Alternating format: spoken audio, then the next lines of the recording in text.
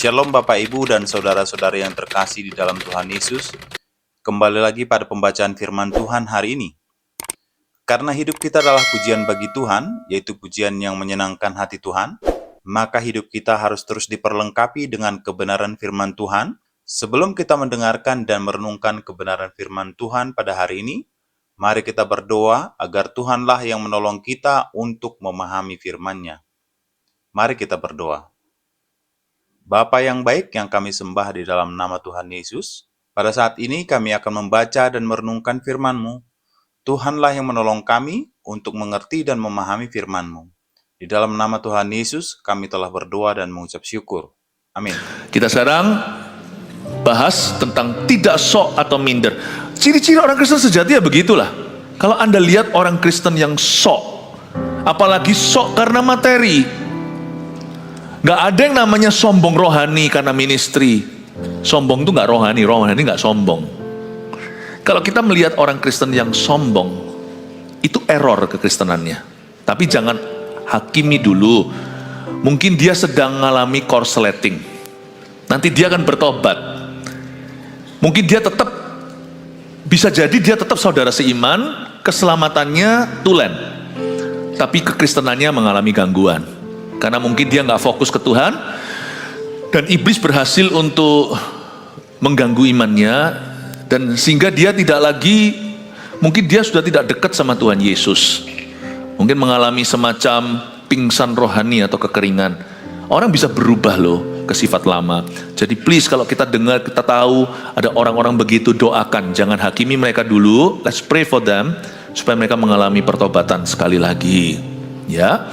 Tetapi kalau orang Kristen itu sok terus dan terus menerus sombong dari sejak awal resumenya gitu, sejak pertama kali dia mengaku dirinya Kristiani itu sombong sekali sampai hari ini, kita patut meragukan sana Kristen sungguhan atau Kristen abal-abalan. Sebab Kristen dan sombong itu enggak jodoh. Sebab Kristus tidak sombong. Jadi jangan sok dan juga tidak boleh minder. Orang minder sama orang sombong itu sebenarnya sama. Satu koin yang sama tapi dua sisi yang beda. Bedanya orang sombong punya sesuatu yang disombongkan, punya materi misalnya. Orang minder gak punya apa-apa tapi iri sehingga berkata enak aja orang itu, tunggu ya sampai aku suatu hari berhasil. Biasanya orang minder kalau dapat sukses, sombongnya lebih sombong dari orang sombong. Paham maksud saya? Tapi sebenarnya orang minder lebih baik daripada orang sombong karena tidak ada yang disombongkan. Ya, tidak boleh sok atau tidak boleh minder. Mari kita sekarang belajar firman Allah yang ditemukan di surat Yakobus pasal yang pertama ayat yang ke-9 sampai 11. 3 ayat dulu sebagai ayat mas. Di bahasa Indonesia Alkitab kita LAI bunyinya ada tambahi tajuk begini, keadaan rendah dan keadaan kaya. Saya baca ayat 9. Baiklah saudara yang berada dalam keadaan yang rendah bermegah karena kedudukan yang tinggi, dan orang kaya karena kedudukan yang rendah, sebab ia akan lenyap seperti bunga rumput karena matahari terbit dengan panasnya yang terik dan melayukan rumput itu sehingga gugurlah bunganya dan hilanglah semaraknya. Demikian jugalah halnya dengan orang kaya. Di tengah-tengah segala usahanya ia akan lenyap. Ini dua ayat pertama susah dimengerti dan jarang dibahas. Seolah ada permainan kata, padahal sebenarnya di dalamnya penuh hikmat Allah. Baiklah saudara yang berada dalam keadaan yang rendah bermegah karena kedudukan yang tinggi. Yakobus itu, penulis surat Yakobus ini adalah saudara Yesus Kristus, anak Maria dan Yusuf. Dia menjadi dia menjadi gembala sidang di gereja mula-mula Yerusalem. Dia menuliskan di dalam gerejanya di Yerusalem, nanti juga perkembangan-perkembangan berikutnya, Paulus merintis gereja di antara orang-orang bukan bangsa Yahudi. Selalu ada orang kaya dan orang miskin. Salah satu pertikaian yang terjadi, benar bukan pertikaian, tetapi ya sedikit cekcok lah ya, itu antara Hellenistik, antara orang-orang janda-janda, perempuan-perempuan Yahudi yang bicara bahasa Yahudi dan yang bicara bahasa Yunani. Terjadi perbedaan status ekonomi. Kalau Anda ingat cerita di Kisah Para Rasul, sehingga rasul-rasul didesak untuk mengangkat 7 diaken. Di antaranya salah satunya yang terkenal sekali, yang mati menjadi martir pertama gereja mula-mula, namanya Stefanus. Untuk memberi makan diakonia kepada orang-orang yang papah, yang tidak punya. Terjadi beda hawa. Jadi dari sejak awal aja sudah ada yang namanya sosial ekonomi yang berbeda. Gereja yang sehat tidak dibangun oleh orang kaya, juga tidak dibangun oleh orang miskin saja, tapi dibangun oleh orang miskin dan orang kaya yang takut akan Allah dan yang cinta jiwa-jiwa. Gereja kita juga sama. Gereja kita ini dibangun oleh persembahan hidup seluruh jemaatnya, kaya atau miskin, Indonesia Barat sampai Indonesia ke Timur, sampai ke bangsa-bangsa malahan hari ini. Tetapi kita harus mengerti bahwa kaya miskin itu adalah term yang diciptakan oleh manusia. Sebenarnya tidak ada orang yang kaya, yang ada adalah orang yang lebih kaya. Gak ada orang miskin, yang ada hanyalah orang yang lebih miskin. Ada orang miskin, kalau definisi taraf di bawah taraf kemiskinan itu berarti kehilangan atau tidak punya sandang, pangan, papan. Tidak punya sandang, pakaian. Telanjang bukan karena sakit jiwa, tetapi memang gak bisa beli pakaian. Ada beberapa tempat yang seperti itu di dunia ini. Zaman dulu Mesirnya, saya tidak tahu sekarang, saya gak ngikuti. Mozambik di Afrika, yang buncit perutnya, air bersih pun tiada. Susah. Pangan, makanan karena kelaparan, papan karena tidak punya rumah, bukan karena homeless di jalanan by choice atau oleh karena pilihan, karena memang yang beredar uang di jalanan itu ada mafianya, itu jumlahnya miliaran setiap hari. Nggak tentu sungguh-sungguh orang miskin karena nasib, tapi karena memang justru membisniskan belas kasihan. Kecuali orang-orang yang tidak punya sandang, pangan, papan bukan karena kehendak mereka, maka jarang kita bisa katakan seseorang itu miskin. Lebih miskin mungkin dari orang lain. Tidak sekaya orang-orang tertentu, apalagi yang cuma 1% di dalam masyarakat. Ekonomi mungkin dipegang dengan segelintir orang. Tapi orang miskin yang sungguh-sungguhan ada di dunia ini, bisa jadi karena korban perang. Biasanya ada masalah-masalah sosial di negara mereka. Misalnya terjadi civil wars, terjadi perang saudara. Maka sungguh-sungguh kemiskinan itu suatu realita. Sebenarnya miskin itu perasaan, kalau bukan karena sandang pangan papan. Kaya juga perasaan gaya. Karena kita merasa kita lebih kaya dari orang-orang tertentu atau orang banyak. Tapi ada pepatah dalam bahasa Chinese, isan yu isan kau. Gunung, ada gunung yang lebih tinggi. Semeru, jangan gaya, ada Himalaya. Saya mau Anda mengerti dulu bahwa term ini susah. Supaya kita mengerti bahwa, supaya kita jangan sampai menjadikan materi kita, status kita, apalagi di hadapan Allah. Bahaya. Never do that. Misalnya kalau disebut kaya itu apa? Saya masuk ke filosofi dulu ya. Saya ajak Anda berfilsafat, tapi filsafat firman, bukan filsafat manusiawi. Bukan filsafat manusia, tapi filsafat kebenaran. Kalau misalnya contohnya 1 miliar itu, orang punya 1 miliar itu kaya deh yang punya 1 M. Oke, kalau kita yang punya 999.900.000, kaya nggak? Oh ya tetap kaya lah, kan cuman bedanya 100.000 doang. Oke. Kalau kita yang punya 990 juta, jarak 10 juta, kaya nggak? Ya masih kaya lah. Kenapa? Ukurannya siapa? Kita lah. Waduh, aku kalau punya uang segitu bisa tutup utangku. Oke, 990 kaya ya, berarti 800 juta kaya nggak? Oh ya kaya. Oke, terus turunin lagi, 800 juta kaya. Oke ya, udah ya, utuh ya, batasnya ya, lebih dari itu perlu visa loh, perlu imigrasi. 799 juta kaya nggak? Ya masih kaya lah. Tunggu dulu. Kalau orang itu tadi beranjak dari 1 miliar 799 juta, dia merasa dia sudah jatuh, aku kehilangan 200 juta. 201 juta. Wah, sakit hati nih kalau itu hilang di meja judi. Tapi kalau kita nggak punya 100 juta, kita lihat, wah 790 juta ya aku kaya tetap. Berarti saya mau ajak Anda untuk bingung. Semua itu rekayasa, kecuali sandang pangan papan. Saya tidak meniadakan fakta dan realita bahwa ada orang yang tinggal dalam taraf kemiskinan, di bawah taraf kemiskinan. Biasanya juga karena korban perang. Jadi masalah sesungguhnya itu tidak selalu ekonomi, bisa juga terjadi karena war in the land. terjadi persoalan politik yang serius di negeri.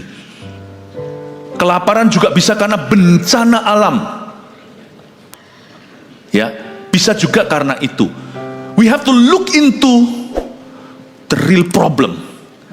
Setiap problem ekonomi itu pasti ada problem yang mendasari, itu pasti ada sesuatu. Paham ini ya Bapak Ibu ya. Tapi kalau kita tidak punya masalah sampai pada taraf sandang pangan papan, nggak apa-apa hidup kontraan, tapi masih bisa ngontrak.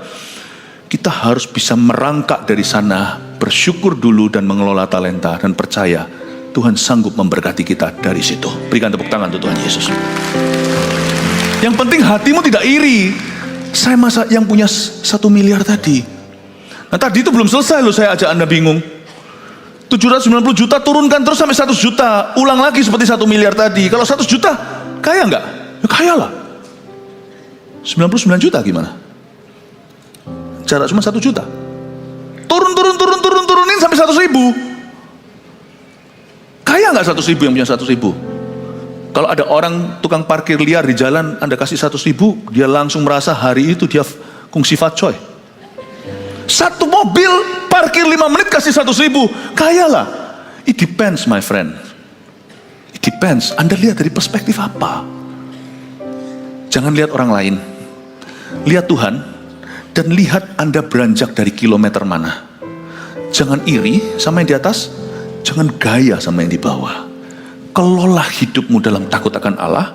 Puji Tuhan untuk sandang pangan papan. Asal ada makan, kata tertulis di Perjanjian Baru, asal ada pakaian. Beranjak dari situ, talentamu bisa bertumbuh. 1 talenta, 2 talenta, 5 talenta bisa menjadi 4 talenta dan 10 talenta. Dan pastikan hidup kita itu berjalan sesuai dengan firman Allah. Hidup dalam firman itu lebih baik dari yin dan yang. Sebab Tuhan kita itu seimbang.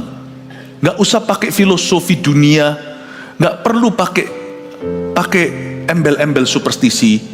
Tuhan itu selalu akan mengimbangi. Asal kita hidup dalam kebenaran, hidup kita gak akan timpang.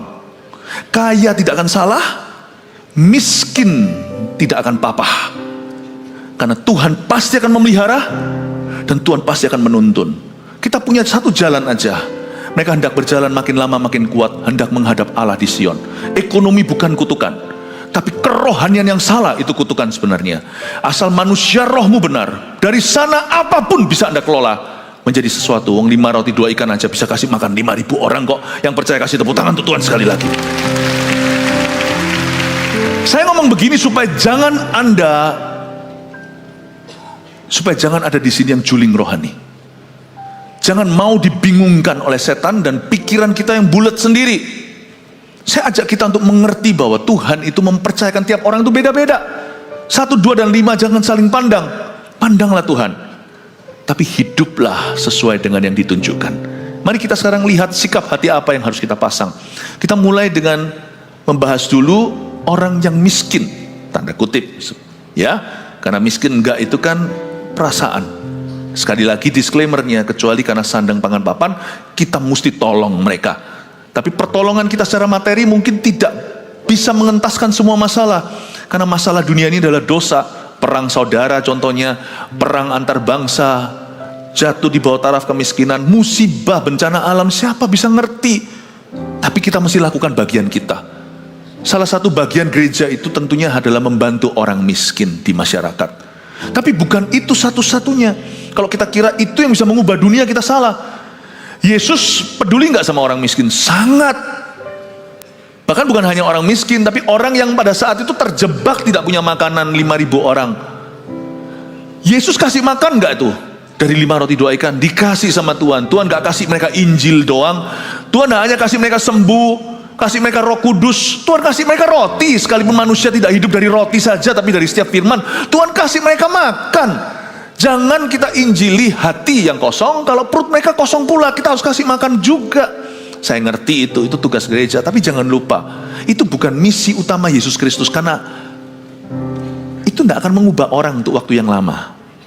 Karena masalah manusia itu bukan ekonomi, tapi dosa. Karena itu Yesus memberi 5.000 orang makan itu on the way, OTW, dalam perjalanannya naik ke kayu salibnya di Kalvari atau Golgota.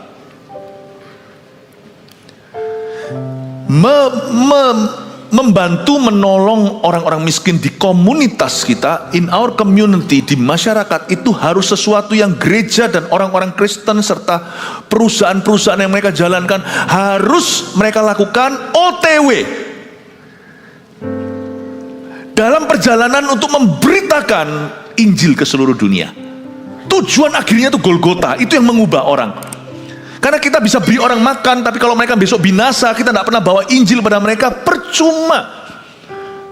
Tidak akan ada gunanya untuk waktu yang lama.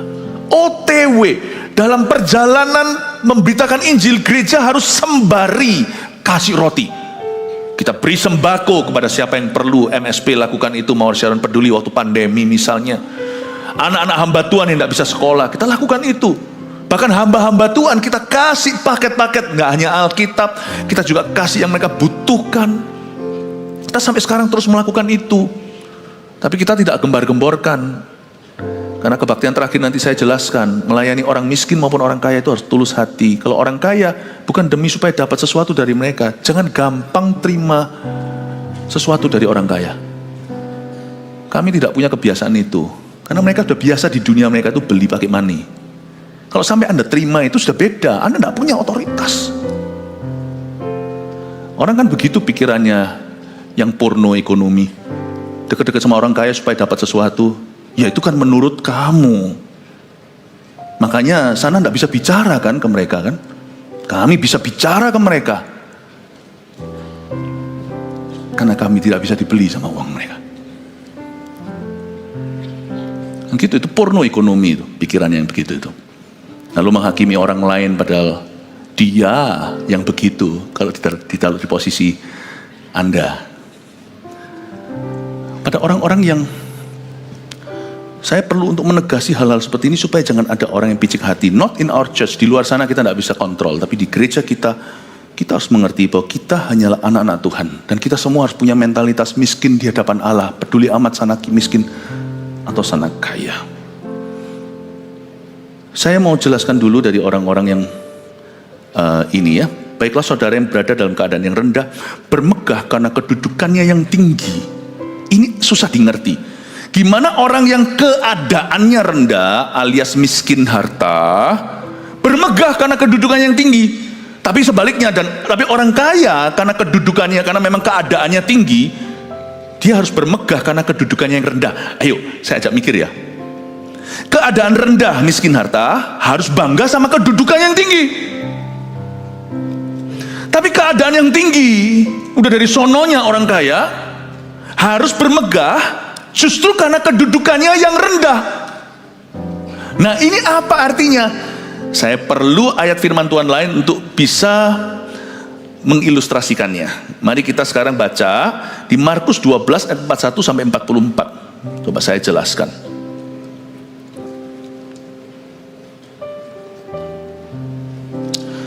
Persembahan seorang janda miskin. Pada suatu kali Yesus duduk menghadapi peti persembahan dan memperhatikan bagaimana orang banyak memasukkan uang ke dalam peti itu. Banyak orang kaya memberi jumlah yang besar. Lumrah lah. Ya, itu memang keadaannya. Mereka memang bertindak sesuai dengan keadaan mereka. Dan ayat ini tidak ditulis untuk mempermalukan mereka. Tetapi bukan kebanggaan ekstra, karena memang mereka menjadi diri mereka sendiri. They were just being themselves. Saya ulangi, suatu kali Yesus duduk menghadapi peti persembahan dan memperhatikan bagaimana orang banyak memasukkan uang dalam peti itu. Yesus itu ada di peti persembahan dan dia melihat bagaimana kita memberi. Banyak orang kaya, tidak semua tapi orang kaya yang kikir juga banyak. Jadi saya sebenarnya kalimat berikut ini, banyak orang kaya memberi jumlah yang besar ini adalah kalimat pujian bahwa mereka ini punya yang namanya generosity, a generous heart, punya hati yang murah hati. Banyak orang kaya memberi jumlah yang besar, ya, tapi bukan kemuliaan ekstra. Lalu datanglah seorang janda yang miskin, ini lakon cerita. Lalu datanglah seorang janda yang miskin dan ia memasukkan 2 peser, yaitu 1 duit. Maka dipanggilnya murid-muridnya dan berkata kepada mereka, aku berkata kepadamu, sesungguhnya janda miskin ini memberi lebih banyak daripada semua orang yang memasukkan uang ke dalam peti persembahan. Kalkulasi Tuhan ini beda.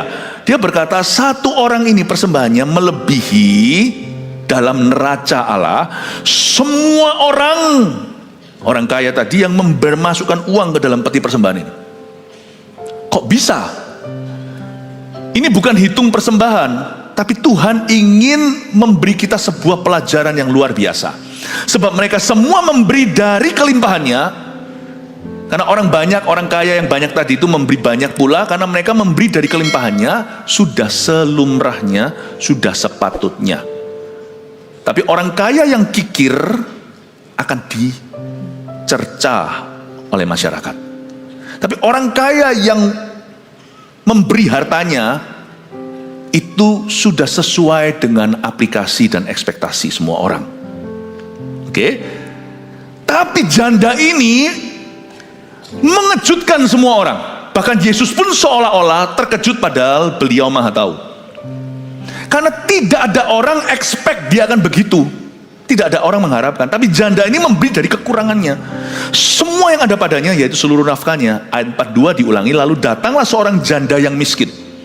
Coba bayangkan intimidasi di ruangan itu. Misalnya itu ada suatu persekutuan doa konglomerat semua. Kantong persembahan diberikan, pikiran janda itu bisa seperti ini. Kalau ini dia mikir begitu, ini mental kemiskinan. Kemiskinan itu bukan soal harta tapi mentality. Tapi Tuhan memuji janda ini karena dia tidak punya mentalitas demikian. Kalau kita jadi janda itu pasti mikir apa? Persembahanku itu apakah ada bedanya aku kasih atau enggak? Ayo. Jikalau kantong ya, cara gereja lama kolekte beredar, saya yakin kalau sana nulis cek itu miliar, yang sini masukkan ratusan juta minimal atau puluhan juta atau jutaan, masukin semua. Waktu kantong itu sampai ke kita yang melarat, saya yakin kita tidak akan kasih. Kenapa? Apa bedanya aku ngasih atau enggak? Iya kan? Tapi yang membuat Tuhan kagum adalah perempuan ini ngotot.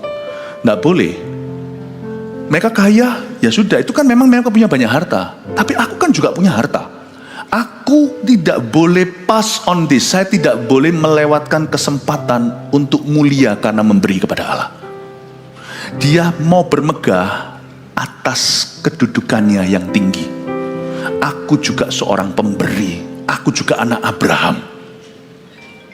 Misalnya kalau Anda 5 bersaudara, 4 itu konglomerat, satu-satunya yaitu kita yang melarat. Papa keluar, kita ajak makan, ya.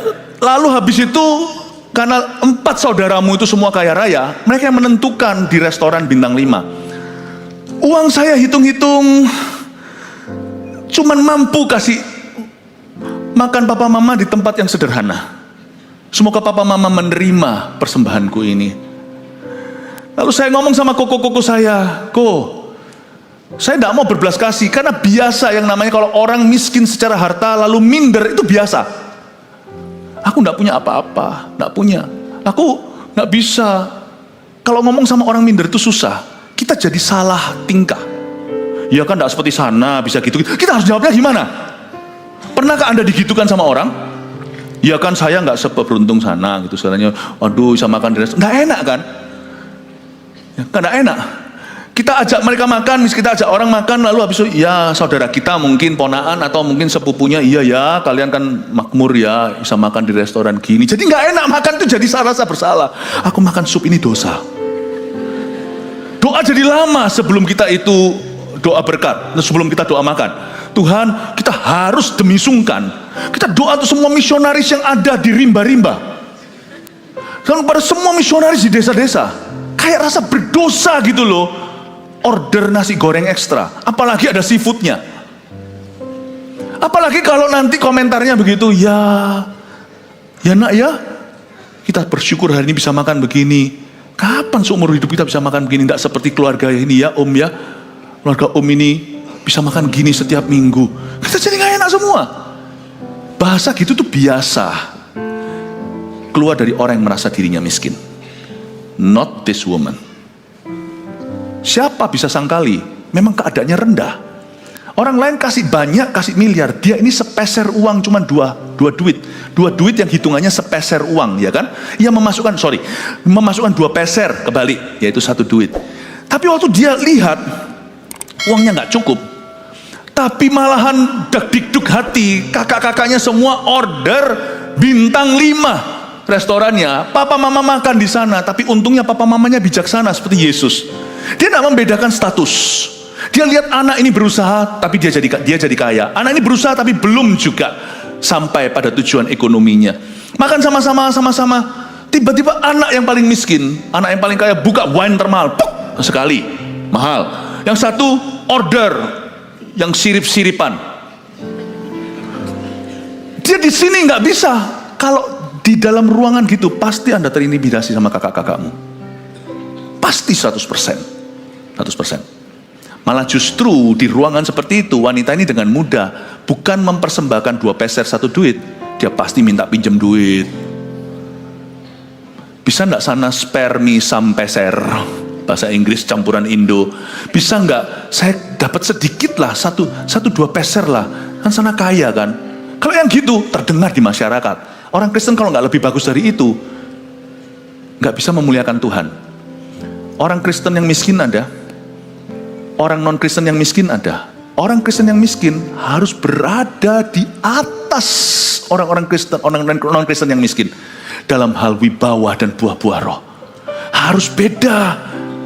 Karena mereka miskin tanpa mengenal Allah. Kita miskin di hadapan Allah. Harus beda. Kalau orang melarat di tengah-tengah konglomerat, biasa mereka akan meminta sepeser 2 peser, atau minta kemurahan, minta bantuan, minta pertolongan, minta pinjaman. Tapi pikiran dia bukan untuk dirinya. Oke, sana punya banyak miliaran, aku cuma punya 1 duit, yaitu 2 peser aja. Aku gak bisa beliin papa mama balon, aku gak bisa beliin papa mama makanan yang mahal, aku gak bisa beliin papa mama anggur yang termahal. Gak apa-apa, papa mama, dia memaksa, izinkan saya separate bill, aku gak mampu bayar. Ngomong sama kakak-kakaknya, lu orang bayarin itu. Izinkan aku, Pak, ma, belikan dessertnya. Oh, makanan hidangan penutupnya. 1 piah. Kalau sampai tak dibuka di menunya, aduh, harganya kok seperti gajiku. Turun ke supermarket terdepan, piah kacang hijau itu kan murah. Tapi kita ingat waktu kecil dulu papa mama belum gimana, suka makannya itu. Papa, tunggu ya, aku turun. Tak beliin papa piah. Papanya terharu. Oke, dan dia kasih 2 peser 1 duit, all he's got, untuk belikan piahnya ke papanya. Supaya dia merasa, aku tidak perlu dibelas kasihin, Hani, aku tidak perlu dibelas kasihani. Bukan sombong, bukan. Aku berusaha kok. Aku cuma punya sepeser, 1 duit, 2 peser ini bukan karena aku itu ngutang sama orang, bukan karena aku jatuh bangkrut, tapi memang aku pelan dapat profitnya. Aku tidak perlu dikasihani. Kalau aku perlu minta tolong, pasti aku minta tolong sebagai keluarga. Tapi ini sekarang adalah hari besarnya papa mama. Kalian bisa kasih makan karena kalian punya uang. Puji Tuhan, aku bersyukur untuk kamu. Sukses ya, Tapi aku masih mau aku bisa beliin papa kacang hijau, piah kacang hijau. Aku tidak mau ketinggalan. Ini adalah suatu kedudukan yang tinggi. Aku sama anaknya di antara kita berlima. Aku mau berbuat sesuatu untuk ayahku. Thank you, kalian take care bil-bil yang lain yang aku tidak bisa dengan persembahanmu yang banyak. Aku bersyukur punya saudara seperti kalian. Papa mama terpelihara. Tapi aku pasti akan berbakti. Yang kayak gitu gak kedengaran. Biasanya kalau melarat di tengah konglomerat, pasti minta bantuan. Dia enggak, aku mau mengambil bagian.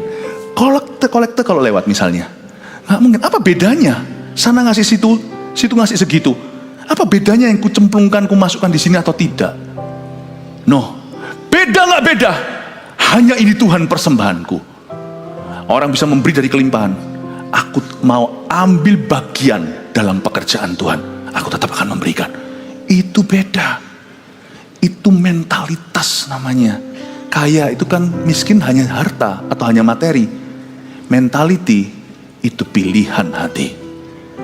Bapak ibu saudara, ini yang kenapa kamu tidak terintimidasi di tengah-tengah orang-orang yang kaya luar biasa di satu ruangan? Dia tetap maju, mungkin dengan agak minder-minder, tapi dia tidak ikuti keminderannya. Dia memasukkan persembahan itu di hadapan Yesus. Dia masukkan ke sana dengan tulus. Dan Yesus berkata, yang ini berguna, persembahan ini. Yang ini mulia. Karena ini lebih banyak, ini jauh lebih berguna. Ini bisa tutup berbagai macam bills. Tapi aku tidak akan pernah lupakan orang ini memberi. Jikalau orang ini kuberi kekayaan, mereka akan memberi lebih dari orang-orang kaya ini. Cuma dia belum diberikan berkah itu aja sama Tuhan. Paham maksud saya Bapak Ibu Saudara? Dari sini kita mengerti ayat ini. Berbahagialah, baiklah saudara yang berada dalam keadaan yang rendah, bermegah karena kedudukannya yang tinggi. Jangan ada pikiran, apa bedanya ada aku atau tidak? No. Pengabdian kepada Tuhan itu personal. Aku mau tetap ambil andil di dalam pekerjaan Tuhan. Dan dalam mentalitas, jangan mau dirimu dibelas kasihani. Minta tolong harus perlu. Yang lebih kasihan adalah orang yang sudah miskin harta, gengsinya tinggi selangit. Gak ada salahnya kita itu minta tolong. Kalau itu sah misalnya, kita kenal seseorang, aku gak minta dibelas kasihani, jangan gampang makan bubur. Ada pepatah Chinese bilang begitu, jangan makan nasi lunak. Tapi kalau misalnya saya berada di dalam himpitan ekonomi, dan saya masih punya jiwa di dalam raga saya, tubuh saya masih kuat bekerja, mau kerja apapun silakan, asal sah. Saya tidak akan malu akan pekerjaan saya, pekerjaan saya legal. Misalnya saya dulu berada di status tertentu, lalu saya jatuh. Tapi demi menyambung kehidupan untuk anak-anak saya, keluarga saya nggak peduli. Mau saya nguli kek, mau saya apa kek, saya akan lakukan itu. Nggak ada pekerjaan haram itu, nggak ada, kecuali kriminalitas. Misalnya teman-teman saya dulunya itu saya piutangi. Misalnya dulunya teman-teman itu saya pernah bantu, tapi sekarang mereka beruntung saya jatuh. Saya nggak akan malu loh.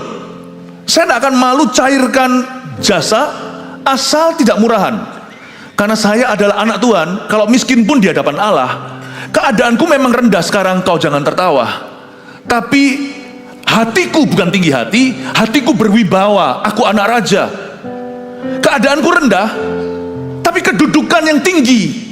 Kedudukanku itu tetap tinggi di hadapan Allah, itu yang kujaga dengan wibawa. Saya pasti tanya dengan beberapa teman saya.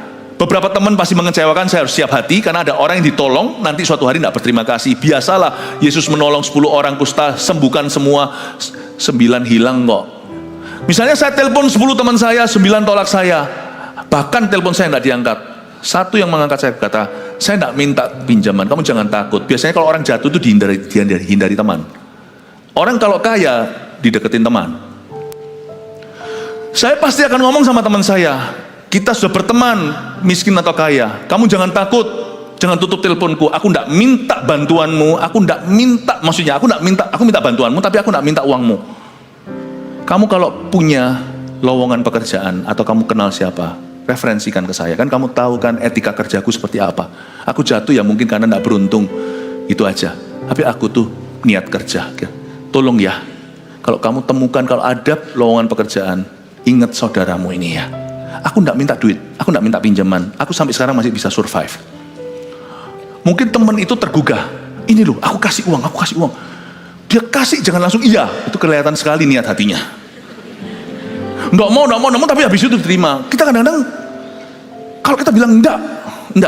Kecuali kalau sungguhan itu orang mau memberi, dia pasti akan mendesaknya sampai titik memalukan. Yang kayak gitu, jangan malu-maluin. Kalau memang itu berkatmu hari itu, anggaplah itu sebagai pinjaman. Nanti pada waktu Anda suatu hari berhasil, sekalipun itu pemberian bukan pinjaman, ingatlah jasa orang itu. Jangan lupa, kalau roda berputar naik ke atas atau turun ke bawah, waktu suatu hari orang yang memiutangimu, meskipun itu bukan dalam bentuk hutang piutang, tapi bentuk kasih, justru kau harus ingat orang itu. Kalau suatu hari Anda beruntung, jangan lupa mereka yang mengangkatmu. Dan misalnya kalau orang itu memberikan dalam bentuk bala bantuan finansial, keuangan gitu, kalau Anda tolak, pastikan dulu Anda tolak pertama. Mengapa? Karena orang bisa aja sungkan. Kalau Anda tolak pertama, dia berkata, ya sudah, berarti itu konfirmasi. Orang itu tidak 100% ingin memberi. Mungkin dia mau, istrinya nggak mau. Jangan Anda berdiri di antara suami istri jadi alasan cekcok mereka nanti. Ngapain kamu bantu temanmu? Teman Anda rela, tapi nyonyanya nggak mau, atau sebaliknya. Anda tolak pertama. Jangan mentang-mentang sini miskin misalnya, semua harus diterima. Tolak dulu. Setelah Anda tolak, dia tetap paksa sampai pada titik dia berkata, saya dan istri saya sudah sepakat, ini memang untukmu. Ya sudah. Ketika Anda terima, Anda berkata terima kasih. Tapi tujuan utamamu bukan money. Kalau Anda telepon orang begitu, aku minta kerjaan. Kalau memang sana ada kerjaan, tolong beritahu saya. Saya siap ceklok pagi, ceklok malam, tidak ada satupun uang akan saya korupsi. Saya pasti akan bekerja dengan sungguh-sungguh. Karena pekerjaan yang mapan sekarang adalah dambaan agar saya bisa menyambung kehidupan. Tolong ya bro, kalau ingat-ingat aku ya. Yusuf lakukan itu di penjara. Waktu kamu diangkat, ingat saya. Dilupakan sama salah satunya. Yang satunya berapa tahun kemudian baru ingat itu. Tukang roti, tukang juru minum. It's okay untuk minta tolong. Apa yang lebih kasihan adalah orang miskin dan gengsinya segunung. Tapi juga sama parahnya kalau orang kaya yang gaya. Bapak ibu saudara, mari kita pelajari ini. Ini hikmat-hikmat Allah yang saya bagikan. Wanita ini sama sekali tidak ada roh pengemisnya. Dia itu cuma punya 2 peser, 1 duit. Dia mau terlibat. Meskipun loh sesungguhnya terus terang ya, 1 duit itu cuma bisa beli apa sih? Coba Anda cek lah. Coba riset. 2 peser itu bisa beli apa di bait Allah? Itu nggak bisa mempersembahkan korban bakaran. Paling cuma bisa beli di pasar situ burung kecil, burung gereja itu untuk dipersembahkan. There's nothing. Tapi Tuhan puji dia, berkata orang ini tidak ada roh beggarnya, itu nggak ada. Ini adalah orang yang keadaannya rendah, memang iya. Tapi dia bermegah atas kedudukan yang tinggi. Aku anak Abraham. Bukan gengsi yang bodoh dan konyol seperti yang saya tadi ceritakan dan peringatkan, jangan kita menjadi orang demikian. Tetapi orang ini tidak ada roh mengasihani diri sendiri. I love this. Mari, kalau kita memang harus miskin hari ini, setiap kita pernah di sana. Dan jangan pernah kita merasa bahwa harta adalah suatu jaminan yang pasti, karena kita semua juga bisa kembali ke situ. Naik ke atas, ingat Tuhan. Turun ke bawah, jangan lepaskan Tuhan. Sana anak Abraham. Kalau kita memang harus miskin, mari kita miskin di hadapan Allah. Kita berwibawa. Karena karakter kita tidak ada hubungan dengan materi. Mentalitas itu adalah kekayaan karakter sesungguhnya. Kerohanian, ciri-ciri orang Kristen sejati tidak ngaruh 100% harta naik atau harta turun. Tidak sampai ke core atau tidak sampai ke pusat manusia rohnya. Tidak terjamah. Saya ajak Anda sekarang melihat dari sisi orang kaya. Ayat 10, dan orang kaya karena kedudukannya rendah, sebab ia akan lenyap seperti bunga rumput. Orang kaya keadaannya kan tinggi, dia harus bermegah karena kedudukannya yang rendah. Saya kasih ilustrasi. Buka sekarang dengan saya di Lukas 14 ayat 7 sampai 11. Lukas 14 ayat 7 sampai 11. Jadi ayat ini Yesus bukan anti kaya bela miskin loh ya. Enggak sama sekali. Apalagi di kitab Yakobus ini, seperti yang saya katakan tadi, di gereja mula-mula sampai gereja-gereja non-Yahudi selalu ada orang kaya dan orang miskin yang sama-sama menyembah di satu gereja. Misalnya beda profesi pun ada yang jomplang sekali, misalnya Filemon dan Onesimus. Yang satu adalah tuan, yang satu adalah hamba. Yang satu orang yang sangat berkuasa, dia cikal bakal GMS sampean. Gerejanya Paulus di Kolose itu betul-betul yang buka jalan, yang menyediakan tempat, karena memang dia punya berkat, memang ada tempat. Gereja Kolose itu bermula dari rumah orang-orang seperti ini, ya, dari rumah Onesimus, dari rumah Filemon. Lalu Onesimus itu tawanan, hamba pelarian, lalu ditangkap, masuk penjara, sama-sama worship di gereja yang Paulus dirikan. Sama-sama. Ini bukan tentang orang miskin atau orang kaya, ini tentang orang Kristen. Ini bukan ciri orang Kristen, ini miskin atau orang kaya. Makanya saya bingungkan Anda dulu pertama-tama. Tidak ada yang namanya term kaya miskin itu, tidak ada. Itu buatan manusia, kecuali sandang pangan papan sudah mulai di level itu ya, goyang. Sampai tinggal di jembatan bukan karena sakit jiwa, bukan karena apa, tapi memang sungguhan nggak ada tempat. Lain cerita. Bahkan di negara-negara besar pun itu juga nggak tentu. Ada orang pernah interview orang di jalanan, dia berkata karena dia dapat yang namanya welfare dari pemerintah itu lebih besar daripada kalau dia kerja UMR. Berapa orang memilih nganggur di zaman pandemi di pemerintah-pemerintahnya yang sungguh-sungguh bertanggung jawab, misalnya Selandia Baru, Australia, begitu-gitu ya. Saya nggak tahu ya, saya mungkin kalau salah pasti ada. Saya belum melakukan semua risetnya tentang itu, tetapi intinya ada orang-orang yang memilih untuk tidak bekerja karena dapat tunjangannya lebih gede. Sekali dia kerja, hilang itu privilege-nya. Dan UMR-nya tidak melebihi welfare-nya. Jadi sangat tricky. Ada orang-orang yang memilih begitu. Tapi ada orang-orang yang tidak punya pilihan. Nah, itulah taraf kemiskinan. Nah, yang itu harus kita bantu. Tapi sekarang ini bukan soal miskin atau kaya. Bukan. Ini bukan ciri orang miskin atau orang kaya. Ini ciri orang Kristen yang sejati ketika mereka kaya atau miskin. Sekarang kita lihat orang kaya bagaimana harus bermegah karena kedudukannya yang rendah. Apa maksudnya? Lukas 14 ayat 7-11, tempat yang paling utama dan yang paling rendah. Karena Yesus melihat bahwa tamu-tamu berusaha menduduki tempat-tempat kehormatan. Ia mengatakan perumpamaan kepada mereka, figure of speech. Ya, ini adalah ilustrasi. Kalau seorang mengundang engkau ke pesta perkawinan, janganlah duduk di tempat kehormatan. Sebab mungkin orang itu telah mengundang seorang yang lebih terhormat daripadamu, supaya orang itu yang mengundang engkau dan dia jangan datang dan berkata kepadamu, berilah tempat itu kepada orang lain, lalu engkau dengan malu harus pergi duduk di tempat yang paling rendah di depan semua mata ya. Sorry kok ya, ini bukan tempat engkau. Berdiri, kamu gak tahu aku siapa ya? Nah, biasanya itu nggak mungkin orang miskin gitu. Orang miskin lebih baik mereka nggak mau diketahui.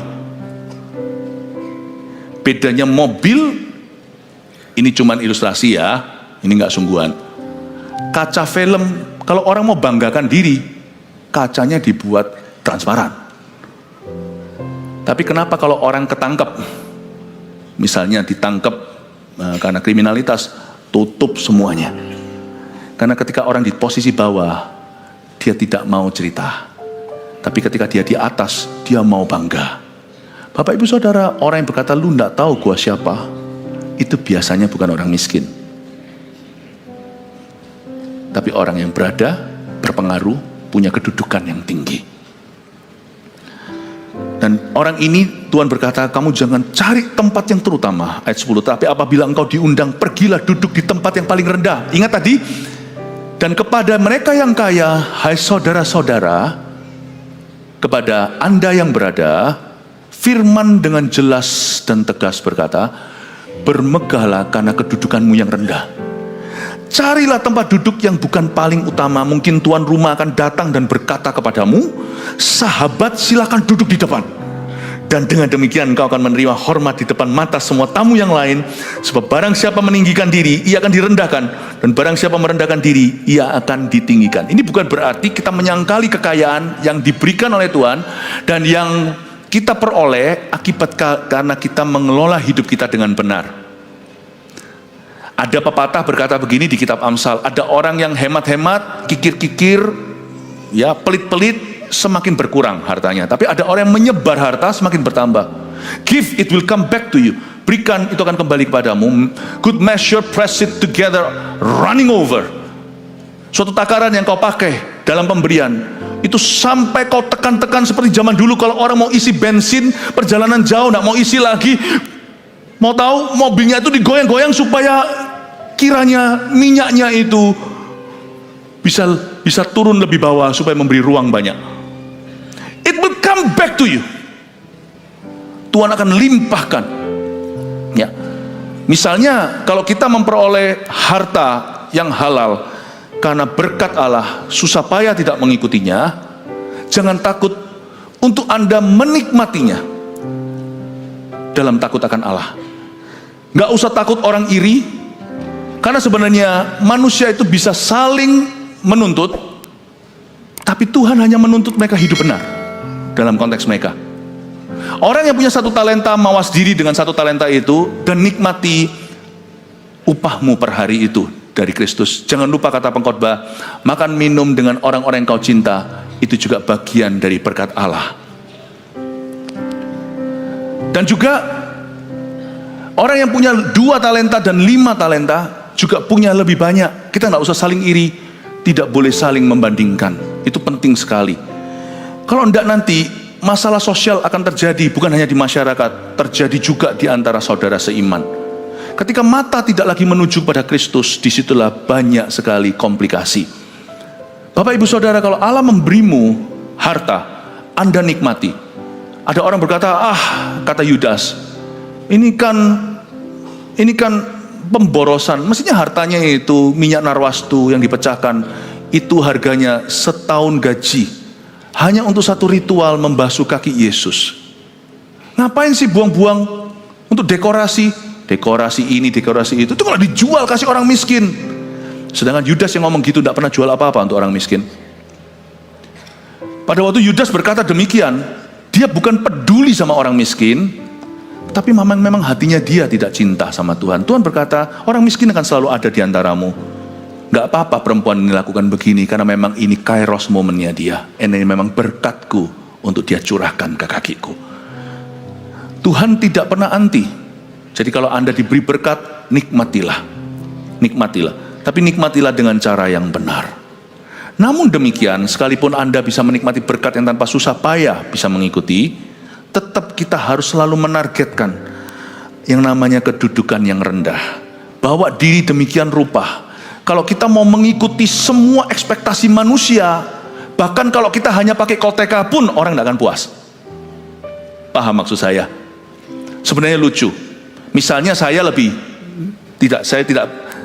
tidak punya daripada orang di atas saya. Saya bisa dengan gampang kan tuding orang itu kalau ininya dijual kan, ini jual.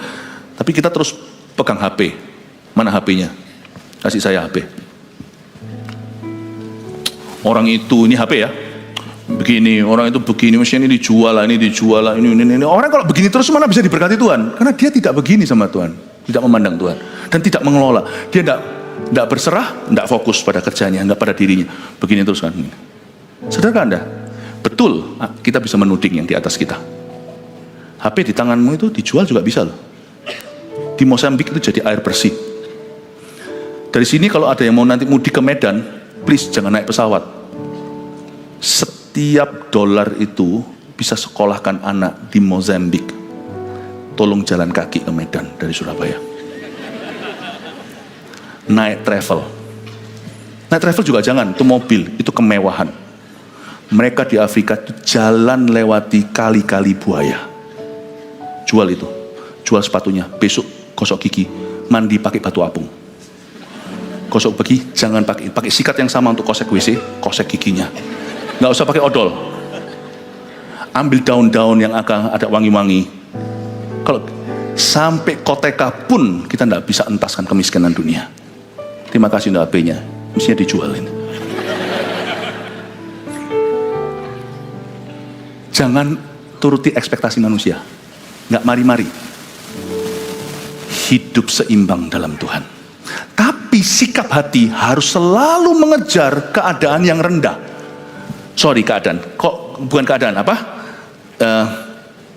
Kedudukan yang rendah. Maka Tuhan dikatakan di sembah, barang siapa meninggikan diri, ayat 11, ia akan direndahkan. Barang siapa merendahkan diri, ia akan ditinggikan. Bayangkan, saya kasih satu ilustrasi, misalnya dalam gereja. Misalnya kalau ada orang kaya di dalam gereja, ya datang. Orang kaya itu yang berhasil bisnisnya, biasa.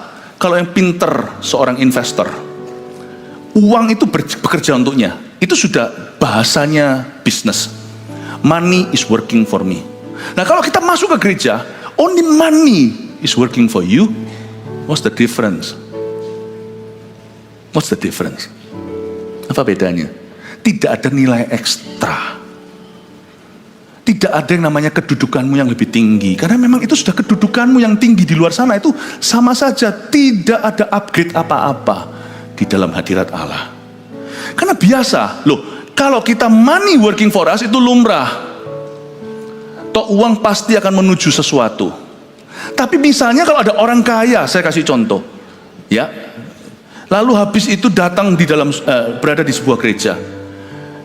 Meskipun money working for you, kita bisa memberikan persembahan contohnya. Tapi tangan kanan kau beri, tangan kiri jangan tahu. Kita memberi itu tulus kepada Yesus dan karena kita tahu dan mengerti misi tempat itu.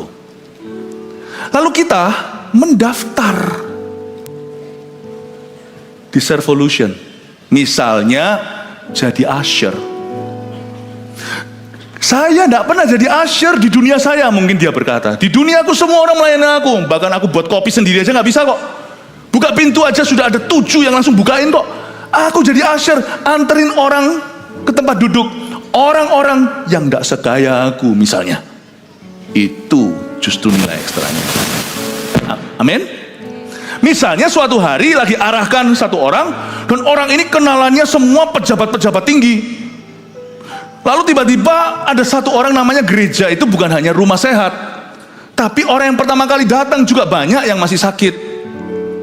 Lalu masuklah, ditutup masih yang sebelah sini belum, tunggu jemaat penuh sebelah situ. Buka, aku mau duduk di sana. Langsung nyala. Karena di dunianya nggak pernah dibentak siapa-siapa. Orang-orang tinggi-tinggi petinggi semuanya kan begini sama dia. Aku mau duduk di sana, aku mau duduk di sana. Hah? Kamu kok asyir yang jahat, hah? Jangan kepancing.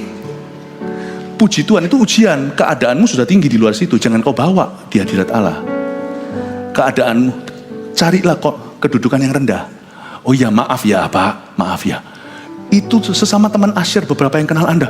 Wow, ini orang yang bentak dia nggak tahu dia itu siapa.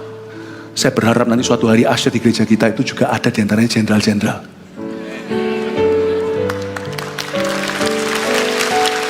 Tapi tolong simpan bintangmu. Di rumah Tuhan hanya ada satu bintang, bintang timur Yesus Kristus. Lalu setelah dibentak, lah kalau dia dibentak keluar semuanya bodyguardnya. Kalau memang ada, suruh duduk di kantin bodyguardnya sebentar, cuti. Suruh jadi jemaat. Anda jangan ada kalau Anda pelayan Tuhan. Maaf, ya Pak, dijelaskan. Mukanya mungkin merah, tidak pernah dia digitukan. Tolong Pak, ini daerah yang begini. Tapi akhirnya ketua asyir yang jauh lebih miskin dari dia berkata sama dia, biarin Pak, nggak apa-apa. Kita jangan geger, kalau orang memang mau duduk di situ nggak apa-apa kok. Tetap masuk surga gitu ya. Akhirnya diizinkan. Oke baik, silakan. Gitu, lain kali ya, jangan ketus-ketus kamu ya. Lalu duduk dia. Iya Pak, mundur. Itu semua sampai istrinya pun bisa nangis lihat dia. Ini orang kalau di kantornya kayak gitu, matilah korban bakaran. Itu pertumbuhan. Kalau your money works, itu biasa. Di bisnis juga gitu. Lalu setelah itu, belum selesai nih ceritanya. Tuhan itu kan plot twistnya banyak. Suatu hari di kantor, Anda mesti interview staf baru. Ternyata orang yang bentak Anda itulah aplikannya salah satu. Masuk, copotlah jantungnya, Bapak, iya. Silakan duduk. Jangan Anda hajar di tempat kantormu. Itu orang kalau bukan Kristen, atau dia cuma datang ke gereja, cuma simpatisan, dia akan mengagumi imanmu. Anda akan wangi. Akan membuat nama Kristus wangi. Itu baru Kristen sejati. Paham Bapak Ibu Saudara? 3 poin sini bawa pulang ke rumah. Semoga kita semuanya dalam roda ekonomi kita yang selalu akan berubah-ubah, tidak pernah lupa bahwa kita pada dasarnya hanyalah orang Kristen yang sejati saja. 1, uang jangan dijadikan status dan alasan untuk sok atau minder. Beda satu orang dengan orang lain itu kaya dan miskin cuma satu kok. Masalah kita sama, sakit kita juga sama. Sakitnya orang banyak, orang kaya juga banyak. Ya, makan terlalu banyak daging juga bisa jadi masalah. Sebenarnya bedanya kita dengan satu dengan yang lain, sini cuman lebih banyak. Di di akun banknya lebih keisi sana enggak. Udah gitu aja. We are the same. Kita semua sama.